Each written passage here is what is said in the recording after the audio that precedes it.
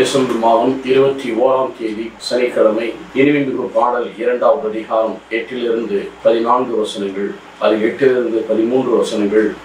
தலைவின் கூற்றாக இதோ ஆண்டவருடைய பிரசன்னத்தை ஒரு காதலனாக வருவித்து அவர் தேடி வருகிறார் என்று சொன்னாலும், தலைவனுடைய கூற்று ஆண்டவருடைய வார்த்தையை குறித்து 14ஆம் வசனம் சொல்லப்பட்டிருக்கிறார். பாறை படைவுகளில் இருப்பவளே, குண்டின் வெடிப்புகளில் இருக்கும் என் வெண்புறாவே, காட்டிடு எனக்கு உன் முகத்தை, எழுப்பிடு உன் குரலை, உன் குரல் இனிது, உன் முகம் ஏடிது. முகத்தையும் காணவும் அவருடைய குரலை கேட்க ஆவலோடு இருக்கிறார்.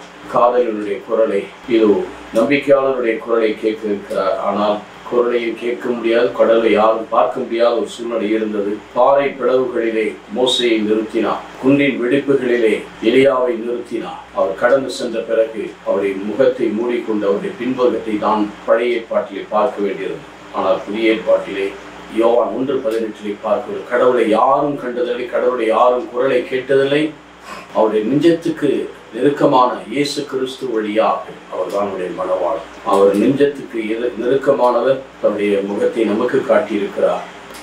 அவர் நமது முகத்தை பார்க்க வேண்டுமா, அவரோட நம்முடைய சத்தத்தை கேட்கும். அப்படி என்றால் நாமும் அவர் நம் முகத்தை பார்க்கும்போது நாமும் அவருடைய முகத்தை பார்க்க முடியும். அவருடைய குரலை கேட்டு உலாவி அவரோடு உண்மையான அன்புக்குள்ளே, உண்மையான பாசத்துக்குள்ளே நாம் வழிநடத்த முடியும்.